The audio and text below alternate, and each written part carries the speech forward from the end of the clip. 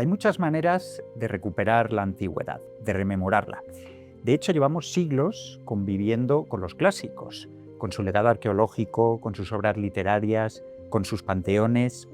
Lo que nos ha faltado siempre es una cierta mirada crítica o analítica que nos ayude a reinterpretar la antigüedad en las sociedades modernas. Y ese vacío, cubrir ese vacío, es lo que vamos a tratar de hacer hoy a partir del proyecto que vamos a presentar con los dos invitados de hoy, que es la primera vez que están con nosotros en el plató de Udima, Jesús Salas, Mireia Romero. Buenos días. Buenos días. Con vosotros, que sois los verdaderos arquitectos de la idea, vamos a presentar el proyecto Antímodos. Pero para poner un poco en antecedentes a la audiencia, sabemos que Antímodos no es un proyecto ex novo, parte de unas experiencias previas a partir de otros dos proyectos que son RePompei y Antimo 1, y que me gustaría que entre vosotros hicierais una primera presentación del balance de estos dos proyectos primeros. Pues efectivamente, en primer lugar, surgió la idea de solicitar un proyecto que se hubiese relacionado con la idea de la recepción de Pompeya y Herculano en España e Iberoamérica. Y afortunadamente la Agencia Estatal de Investigación nos concedió este proyecto de 3 años, que al final se prolongó casi uno más a causa de la pandemia, desgraciadamente. Malos años. Sí, y aquello pues, nos permitió darnos cuenta de hasta qué punto pues, este tema estaba poco trabajado, sobre todo en el ámbito hispanoamericano, donde pues no se había abundado en absoluto en la idea del estudio de la recepción de estos dos yacimientos arqueológicos que tanto impacto habían tenido en ámbito europeo, y decidimos tantear ese estudio en el mundo iberoamericano y nos dimos cuenta de que efectivamente había sido también muy importante. Y además en conexión, bueno, pues con diferentes factores, tanto relacionados con el mundo europeo, también con Estados Unidos, y bueno, a través de diferentes vías, y eso nos permitió pues, hacer distintas experiencias, congresos, publicaciones, como algunas de las que tenemos, por ejemplo, hoy aquí en la mesa, que sacamos a la luz gracias a este proyecto de investigación, como un libro en la editorial Bloomsbury, en Lerma de Schneider, bueno, varias publicaciones conjuntas, aparte de otras muchas que cada uno de los investigadores, que eran de diferentes países iberoamericanos y también españoles, aportaron gracias a sus estudios, a su trabajo. Y además también elaboramos un mapa donde ubicamos todos aquellos lugares donde había pues, un espacio doméstico con normalmente pues, mansiones, palacios, pero también espacios públicos como fuentes, parques, donde había algún elemento inspirado en el mundo pompeyano, en el estilo pompeyano, aunque esto ya sabemos que engloba pues, elementos que están relacionados con Pompeya, pero también con otros yacimientos arqueológicos.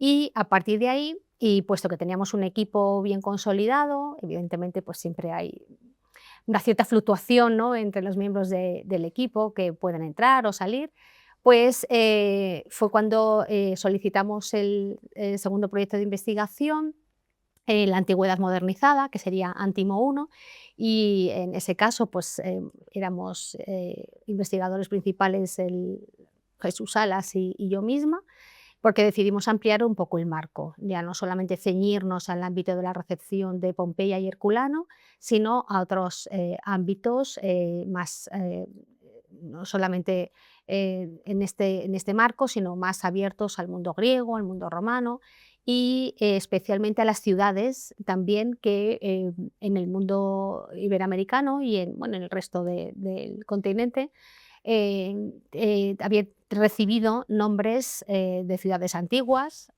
como Roma, Atenas o Cartago, o se habían relacionado con ciudades de la antigüedad, ¿no? Se comparaban con ciudades antiguas, también en España. Entonces, bueno, diferentes ejes, por supuesto, objetivos, que nos llevaron a hablar pues, de ver la presencia de todo lo clásico, tanto griego como romano, en el mundo iberoamericano y en España, pero aún quedaban algunas otras, por supuesto, facetas que tocar. El mundo también relacionado con la recepción de Pompeya y Herculano no quedó atrás, porque siempre se van descubriendo cosas nuevas y nuevas aportaciones a medida que vas investigando, vas descubriendo también nuevas cosas. Y bueno, pues una vez finalizado ese proyecto, que era de 3 años, fue cuando decidimos solicitar el nuevo proyecto de investigación, esta vez por 4 años. Pues una vez presentados los antecedentes de Ripompey y de Antimo 1, que recordemos ha sido creo que el periodo entre el 2019 y 2025, si no estoy equivocado, 4 años cada proyecto, vamos a entrar ya de lleno con el que está ahora en curso, Antimo 2. Jesús, tienes la palabra, por favor, haz la presentación. Muchas gracias. El proyecto Antimo 2 parte básicamente del presupuesto del proyecto Antimo 1. Sobre todo parte con una serie de investigadores que yo creo en este caso que es importante destacar porque los miembros del equipo pertenecemos en este caso a campos tan diversos como son la historia antigua, la historia del arte, la arqueología, la literatura, el periodismo, incluso las bellas artes. Esa manera nos permitía enfocar un mismo tema desde distintos puntos de vista. Pero teniendo la relación previa de datos que nos habían anticipado Ripompey y Antimo 1, ahora decidimos hacer otra serie de cosas, ¿no? Por ejemplo, buscar de alguna manera cómo se incardinaban esos datos de esos dos proyectos con los que tengamos ahora, porque claro, teníamos unas mansiones con unas decoraciones pompeyanas, que luego hablaremos más detenidamente.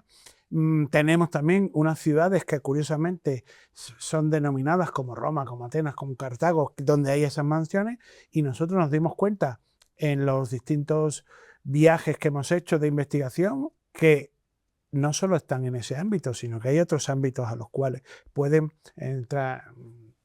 sacarse información.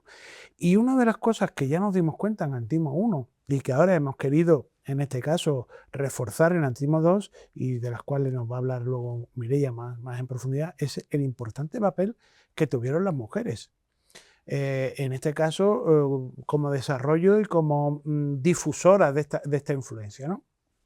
Y, por último, ver también una serie de ideas y de conceptos que pasan de España a América y de América a España, independientemente en este caso, y que nos permitirán sacar más relaciones y más conclusiones a esta cuestión de cómo esta antigüedad clásica ayudó a la transformación europea, de España y de Iberoamérica, y este año además lo hemos concretado en un periodo exacto, que es de 1850 a 1939, quizás en ese momento de la Belle Époque, de tal, que es lo que en este caso nos vamos a centrar más a ambos lados del Atlántico para poder en este caso enfocar todos estos estudios y también rematar algunos no de los cabos sueltos, porque no son cabos sueltos, las publicaciones hemos visto que no cabos sueltos, pero sí ligar algunos aspectos de los 3 proyectos, ¿vale? Jesús, tú lo has deslizado en una de tus frases anteriores, el protagonismo de la mujer, y es verdad que uno de los objetivos fundacionales de este proyecto, ya venía siéndolo en los anteriores, es la visibilización de la mujer a través del legado de los clásicos y la de la herencia grecorromana. Y esto pues, nos obliga un poco a ejercer aplicar una cierta justicia historiográfica y dotar de voz a todas esas mujeres invisibilizadas, pues o bien por el androcentrismo, las histerias hegemónicas, las historias oficialistas que muchas veces las ha tenido eclipsadas, digamos. Mireia, te corresponde a ti como mujer y como una de las arquitectas de este proyecto y de los anteriores, ¿cuál es la verdadera importancia del rol de la mujer en este proyecto? Pues mira, Daniel, igual que te comentaba que en principio pues no teníamos muy claro qué íbamos a extraer acerca de la recepción de Pompeya y Herculano en Iberoamérica, porque era un tema bastante inexplorado y después esto nos abrió una perspectiva increíble, ¿no? Y encontramos muchísima información y vimos hasta qué punto también había sido importante. Lo mismo nos ha sucedido también con el ámbito de las mujeres. Estas mujeres efectivamente invisibilizadas, recuperados ya en muchos ámbitos el estudio de las mismas, no voy a decir que hayamos sido innovadores en descubrir a estas mujeres, ni muchísimo menos, ¿no? Personas muy estudiadas ya a día de hoy como Concepción Gimeno de Flaquer, Clorinda Mato de Turner o Soledad Acosta de Samper, por ejemplo, son mujeres sobre las que ya se ha estudiado, pero es verdad que no se ha trabajado todo aquello que está relacionado con la antigüedad, es decir, todo aquello que ellas escribieron y que tiene, se observa, ¿no?, que tienen un especial interés en la recuperación del mundo antiguo. Em, Sobre todo porque no se las ha considerado tampoco historiadoras, ¿no?, en el sentido estricto de la palabra. También por esta idea, ¿no?, de que, bueno, pues estas mujeres en esta época no accedían a la universidad, no tenían este tipo de formación, pero lo cierto es que hay muchos hombres a los que hemos considerado historiadores que tampoco tuvieron una excelente formación de base, ¿no? Pero sí que ellas, sobre todo, además en sus publicaciones, en muchos de casos, como sucede, por ejemplo, con Josefa Pujol, pues está centrado sobre todo en la prensa, porque era el medio que les permitía tener una visibilidad importante. Por supuesto, también tienen ensayos, tienen libros, pero utilizan, en este caso, la antigüedad como un argumento para defender sus derechos. Ellas están reivindicando los derechos de la mujer, la igualdad, el derecho y el acceso a la educación, y recurren a la antigüedad, a modelos antiguos para ejercer sus derechos, o para al menos intentar que la sociedad reconozca que tienen el derecho a lo mismo que los hombres, ¿no? Hay más feministas, menos feministas. Luego, a medida también que avanzamos en el tiempo, pues vamos percibiendo esas diferencias. Una mujer muy importante como es Carmen de Burgos, por ejemplo, que tiene además una obra literaria magnífica, invisibilizada además y ocultada, bueno, deliberadamente por el franquismo, recuperada en los últimos años, que también, ¿no?, apunta en esta dirección, ¿no? Menos feministas o feministas moderadas, como se ha denominado, por ejemplo, a Concepción Gimeno de Flaquer, que sin embargo pues también se fija mucho en la antigüedad, que además tienen una gran conexión, una red de mujeres españolas e iberoamericanas que se invitan unas a otras, publican periódicos y se invitan a publicar unas en los medios de comunicación de las otras. Es decir, que entre ellas se establece también una red de contactos muy importante, y a nosotros lo que nos interesa estudiar, por supuesto, es la relación que tienen con el mundo antiguo, ¿no? Cómo ven el mundo antiguo, cómo analizan la antigüedad, cómo hablan de las mujeres de la antigüedad como un recurso que les puede servir para que se reconozcan a la mujer también como un individuo que tiene derechos políticos, derecho y acceso a la educación, al trabajo, en fin, todo ello evidentemente asociado, como digo, al ámbito de lo que ellas han producido en relación con el mundo antiguo. Está claro que en este redescubrimiento y revalorización de toda la herencia clásica está perfectamente integrado el discurso de género y es, como decía, uno de los ejes vertebradores del proyecto. Además, una de las aspiraciones también que tiene el proyecto es hacer recuento de inventario, si se me permite la expresión, de todas aquellas construcciones, edificios y estructuras que de alguna manera proyectan la memoria de sociedades del pasado, de otras décadas, en este caso iberoamericanas, que es un poco el contexto geográfico en el que nos vamos a meter, y sobre todo la detección de todas esas estructuras que, como digo, pues tienen un cierto viso de moda o de gusto heredado de las élites europeas, ha llevado al proyecto o a los miembros del proyecto a detectar, como digo, este tipo de estructuras a lo largo de todo el entorno iberoamericano. Jesús, me gustaría que en este caso hicieras o sobrevolaras un poquito este contexto geográfico a partir de todas esas estructuras, mansiones, casas de recreo, arquitectura doméstica especialmente, pero también funeraria, donde habéis podido detectar todo este tipo de construcciones de inspiración clásica. Gracias, Daniel. Vamos a ver, nosotros nos dimos ya cuenta en Ripompey que había una serie de decoraciones que en este momento empiezan a ponerse de moda, ¿va? Por ejemplo, mismamente en el Palacio de Linares uno ve determinadas representaciones de ambientes pompeyanos, pero que eso se combina también con determinados tipos de arquitectura que en este caso va a utilizar la antigüedad como recurso decorativo, ¿no? Por ejemplo, eso ya también lo vimos en el caso de Valencia, donde está el chalet de la Malvarrosa levantado por Blasco Ibáñez, donde aparece una galería con dos cariátides que recuerda mucho al mundo antiguo. Todo eso además vinculado curiosamente en el caso de Valencia y eso lo vimos en Antimo I, con la denominación de la Atenas del Mediterráneo, ¿no? Que eso se da en muchos aspectos. Sí, sí, perdona que te interrumpa, pero Sorolla estaba también implicado Efectivamente. en ese gusto por lo clásico de convertir a Valencia en la Atenas del Mediterráneo. Efectivamente. Ese tema que vimos aquí, pues curiosamente también se da en América, porque en América también tenemos, en este caso, algunas representaciones de algunas casas. Por ejemplo, en el Valle del Cauca, en Colombia, tenemos la Casa del Soldado Poeta, donde curiosamente la arquitectura que se ha utilizado en este caso es la de la Domus Pompeyana de los Betis. Se ha utilizado el mismo sistema de una Domus romana para representar ese tipo de cuestiones. Sí, de alguna manera la antigüedad clásica, sobre todo, ya la habíamos visto, pero a partir de lo que ahora queremos en Antimo II es ver cómo esa antigüedad clásica se convierte en un eje que les influye, se convierte como un elemento que les da no solo un prestigio social, sino también un cierto elemento. Por ejemplo, lo tenemos también en algunos temas, por ejemplo, el Palacio Baburiza en Valparaíso, donde tenemos una arquitectura, curiosamente, que recuerda mucho con esas fustes con columnas y capiteles que recuerda mucho a la antigüedad.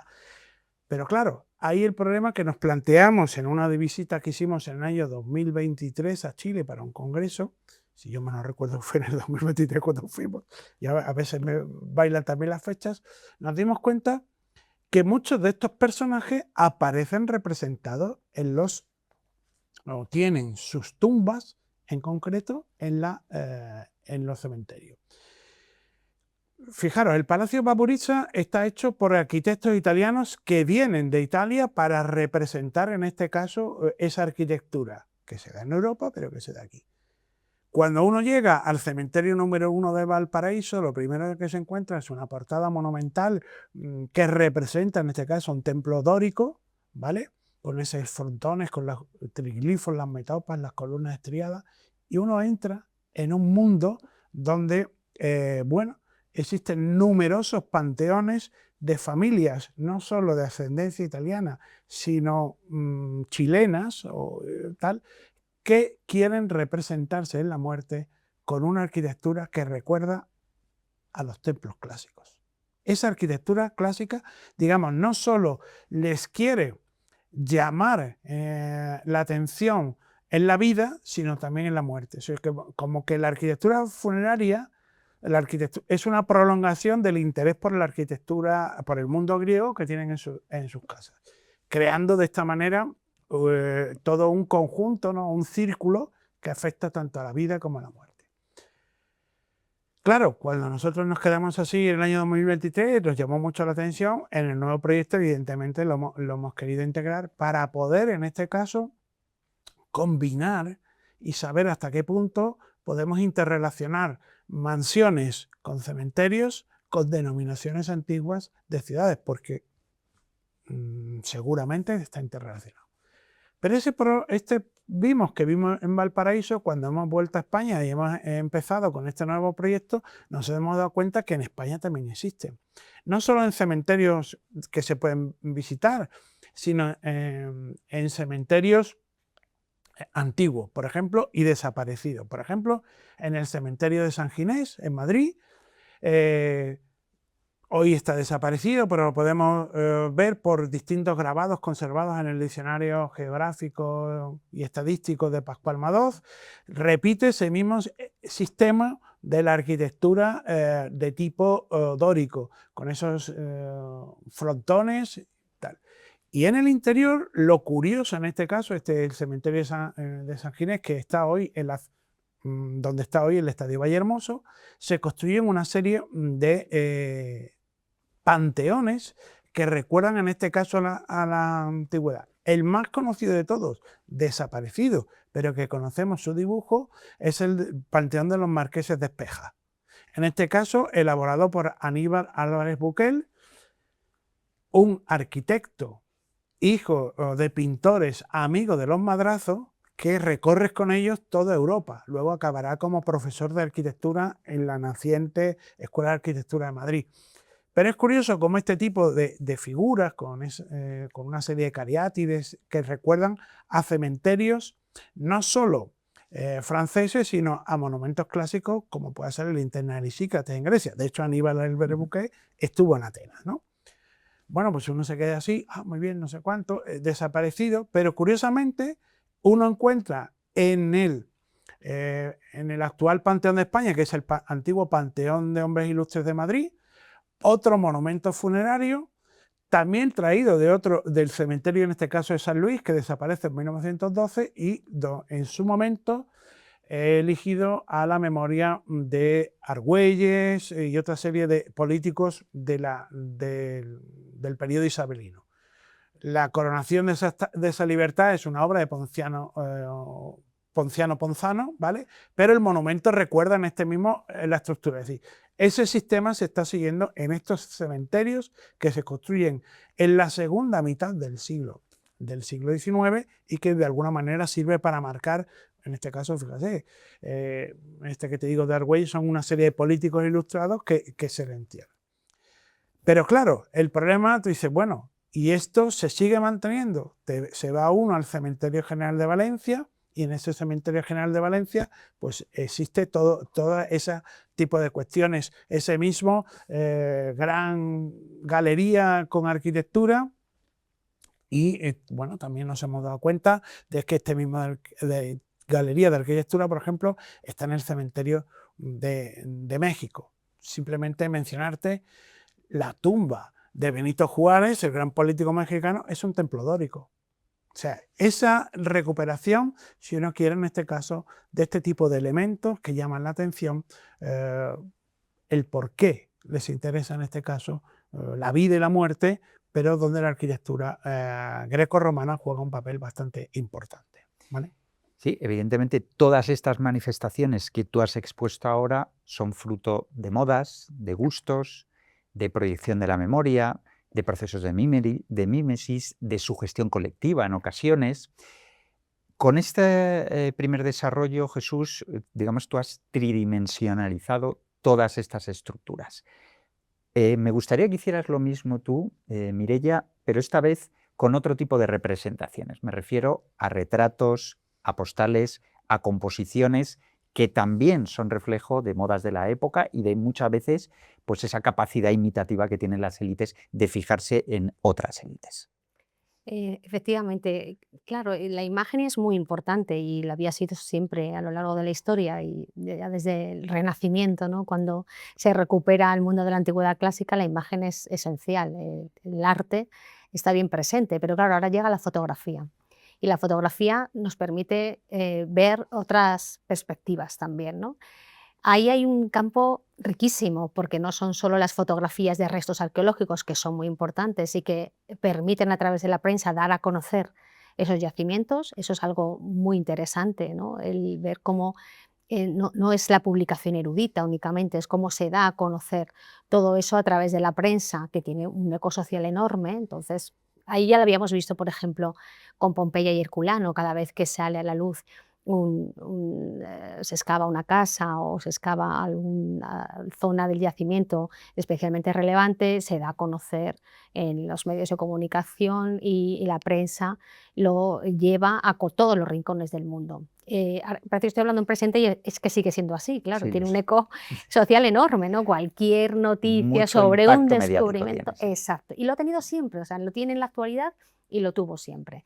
Pero claro, en la fotografía eso permite acercar, ¿no?, al lector a esos lugares. Pero no solamente la fotografía de restos arqueológicos o de piezas especialmente relevantes, esculturas, restos de pintura, lo que sea, sino también la fotografía que permite recuperar de alguna manera la vida cotidiana del pasado o la forma a través de la cual se podría ver a aquellos hombres y mujeres del pasado, ¿no? Como vestidos a la antigua, ¿no? Ahí hay un campo muy bonito, ¿no? De cómo vemos cómo esa fotografía donde se representa a mujeres disfrazadas de griegas y romanas, por ejemplo, y que se va a difundir no solo a través también de la prensa, sino también a través de otro medio que le va a dar una enorme difusión, que son las postales. Las postales que se envían para felicitar un cumpleaños o como recuerdo de que has estado en determinado lugar o sencillamente para decir que me acuerdo de ti, ¿no? Y te mando una pequeña anotación en esas postales que ya no mandamos, Sí, sí, los pero que tiempos han eran, cambiado. claro, los tiempos han cambiado, pero eran muy comunes, ¿no? Sí. Y entonces vemos cómo hay, también por influencia del cine, porque también hay muchas actrices famosas, ¿no? Que se visten a la griega, a la romana, se fotografían en los estudios y se hacen muy populares, evidentemente, su imagen se hace muy popular y se distribuye también a través de postales, ¿no? O de fotógrafos como Pluso, por ejemplo, ¿no? Que vive en Italia, fotografía a muchos niños, jóvenes desnudos, ¿no? Por ejemplo, ¿no? Pero como una imagen clásica, ¿no? Como el desnudo clásico. Entonces, todo ello, claro, es riquísimo, ¿no? Todo aquello que podemos ver a través de la fotografía, de la imagen que se crea, se genera, ¿no? También está mediada, evidentemente, no es la imagen de la antigüedad, es la imagen que el fotógrafo quiere ver, ¿no? O que quiere transmitir de esa antigüedad a través de diferentes vías. Entonces, ahí creemos que hay también un campo muy importante, sobre todo de la perspectiva del propio fotógrafo, hablemos ya de lo que afecta a la moda, por supuesto, ¿no? Que ya es otra dimensión, toda la fotografía que, por ejemplo, ha estudiado una de nuestras compañeras, Concha Casajus, en relación con el Delfos, ¿no? De Fortuny, pero a través de la fotografía, no tanto como modelo importantísimo, ¿no? Para ese famosísimo vestido, ¿no? Sino incluso qué imagen se transmite de él a través de la fotografía, ¿no? Entonces, esto creo que es muy importante que lo tengamos en cuenta, ¿no? La imagen que se quiere transmitir también de esas fiestas que se hacen a la antigua, como si fuesen desfiles, ¿no? Como si fuesen celebraciones de la antigüedad, donde la gente se disfraza. O sea, la gente ya no solamente quiere vivir en un espacio donde se quiere envolver de la antigüedad, y que en muchos casos está evidentemente muy limitado a una clase social muy alta, ¿no? O enterrarse en un monumento también que recuerde la antigüedad, sino también vivir la antigüedad de alguna manera, representándose en ella, disfrazándose, ¿no? Como un romano, como una griega y plasmando esa vivencia, ¿no? En una fiesta que, por supuesto, también se fotografía y se queda fijada para siempre y que se difunde también a través de la prensa, ¿no? Sí, está claro que la imagen era evocadora y sigue siendo evocadora, y más para estas nuevas generaciones de millennials que reciben muchas veces el conocimiento a través del grafismo, y aquí lo estamos demostrando. Pero más allá del componente visual y de todas las detecciones de estructuras y de grafismos que hemos visto ahora a través de las postales y de las fotografías, todo este discurso, esta narrativa, desemboca en pues uno de las aspiraciones del proyecto, que es saber interpretar esos códigos de exhibición, esos códigos de interacción social de la época. Es una de las cuestiones más importantes, la discursiva, porque muchas veces detrás hay estructuras teóricas de pensamiento que son las que de alguna manera mueven y conmueven a las élites de esa época. En ese sentido, Jesús, ¿cómo reinterpretarías o cómo presentarías las intenciones del proyecto a la hora de tratar de detectar esas conexiones de élites entre Europa e Iberoamérica, y cuáles son las aspiraciones de unos y de otros? Permíteme, tengo en la mano una de las publicaciones anteriores, ¿vale? Aquí ya habíamos apuntado algunas de las imágenes, pero ahora lo que vamos a intentar es, con algunos artículos de compañeros, perdona, pero ahora lo que intentamos es ver qué esos elementos sirven o se utilizan en ambos sentidos, no solo que vayan de España a América, sino también de América a España, y que se sirvan. Ver cómo un elemento sirve, puede significar lo mismo o puede significar cosas diversas, o incluso algún elemento en sí. Fíjate, te voy a poner un caso de ejemplo de la exposición iberoamericana en Sevilla del año 1929, que curiosamente el centenario nos cogerá con el proyecto en marcha, y algunas cositas tendremos que ver, ¿vale? Mirad, la exposición de 1929 se construye la llamada Fuente de la Hispanidad. En esta Fuente de la Hispanidad aparece representado, en este caso, la nación española como si fuera una dama de Elche. Y curiosamente, la representación tanto del Guadalquivir como del río Guaraní están pensados como son elementos de los ríos, estaban representados los ríos, en este caso en la antigüedad clásica, que hemos visto hoy en Roma, vas por museos y los ves. Ese recurso para, digamos, elementos distintos se recupera. Pero curiosamente, fíjate cómo un elemento de la antigüedad, como en este caso la dama de Elche, es pensado o es asimilado en este caso a la esencia de Iberia, de la madre patria. No es la primera vez en 1929 que aparece este concepto. En este concepto, fíjate, aparece unos años antes en la tumba del general Gómez Jordana, que está en Tetuán. Bien, en Tetuán, en África, sí, donde aparece representado en este caso en ese panteón de esa tumba del general Gómez Jordana, aparece también la patria representada por la dama de Elche, pero curiosamente la dama de Elche lleva en la mano una niqué, una Victoria alada. Fíjate cómo ahí ya se están... Victoria alada, que luego en la exposición de 1929, y todavía el que pasea por Sevilla lo puede ver, también del mismo autor, este que te digo del sepulcro, estas niques, en una serie de plazas, en este caso, que es como elementos clásicos que evocan ese pasado clásico y que en América también las tenemos.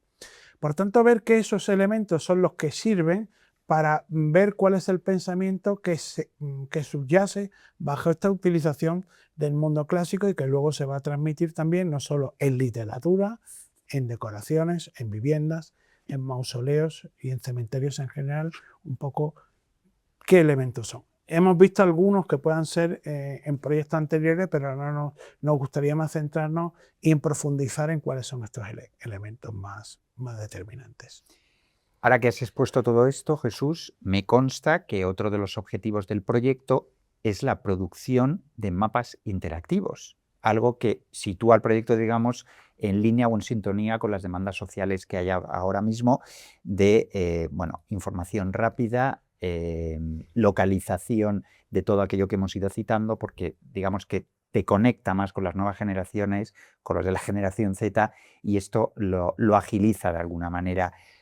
¿Cómo expondríais esta producción de mapas interactivos y qué sentido tiene dentro del desarrollo del proyecto? Bueno, para nosotros ha sido siempre una prioridad. De hecho, ya en Ripompey hicimos un mapa, como he mencionado, donde geolocalizamos todos aquellos lugares donde se encontraba un monumento, un espacio público donde hubiese algún tipo de elemento inspirado en Pompeya o Herculano, o bueno, cualquiera de los yacimientos campanos. Eso lo tenemos en la página web de la Universidad Carlos III. Tenemos una sección que es Humanidades Digitales y ahí tenemos esa página del proyecto con ese mapa que pertenece al proyecto Ripompey.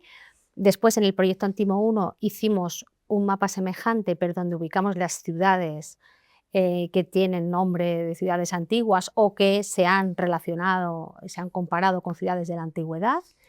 Y en este proyecto lo que queremos es combinar esos dos mapas con un nuevo mapa donde vamos a ubicar los cementerios para poder también geolocalizar aquellos cementerios donde hay monumentos, panteones, tumbas que están inspirados también en la antigüedad clásica, de manera que podamos establecer una comparación, ¿no?, entre todo lo que ya hemos encontrado y lo que vamos a seguir encontrando para ver si hay superposiciones o no. Entendemos que seguramente las habrá, ¿no?, en la mayoría de los casos, o quizá podamos encontrar en algún lugar cementerios, pero no ningún elemento que relacione ese núcleo urbano con una ciudad antigua, o sí, o con Pompeya y Herculano, o no.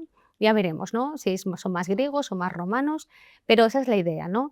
Y estos mapas lo que tienen también no solamente es una función, digamos, muy asociada a la investigación que estamos desarrollando, sino que también efectivamente es muy visual. Cada punto que nosotros señalamos, pues elaboramos una ficha, digamos, ¿no?, con los datos más importantes en cuanto a cronología, una pequeña descripción, bibliografía si la hay, ¿no?, aquellos datos fundamentales, de manera que cualquier persona que quiera acercarse a estos mapas, pues tenga una visión, ¿no?, de conjunto, ¿no?, de cuántas tumbas, cuántos cementerios, cuántas mansiones, cuántas ciudades, ¿no?, hay, y los datos básicos, ¿no?, para a partir de ahí pues también quizá poder profundizar, ¿no? Y esto también está muy relacionado con la idea que queremos de divulgar, ¿no? Queremos que un proyecto con financiación pública tiene que tener un compromiso también con la transmisión del conocimiento, Efectivamente. ¿no? De hacer llegar no solamente a un grupo de especialistas, ¿no?, interesados en estos temas, los trabajos que realizamos, sino intentar llegar a un público mucho más amplio, ¿no? Sí, de hecho, Queremos, era la siguiente pregunta que te iba a claro, hacer, eso Mireia. Es es. decir, todo proyecto ahora se da por hecho que ha de ser pensado para que tenga un cierto alcance público y que tenga Eso una es. participación amplia y no se quede reducido al ámbito de los especialistas. Y Ujú. de hecho, las propias memorias de los proyectos ya incluyen unos epígrafes bastante amplios donde uno tiene que defender cuál es el alcance en términos La sociales, ¿no? Y de transferencia. La integración, la transferencia, la famosa transferencia. transferencia, que evidentemente pues tiene una hojarasca Mm, administrativa que no siempre es lo más agradecida, mm. pero que tiene mucho sentido a la hora de, digamos, darle un sentido más allá del investigador.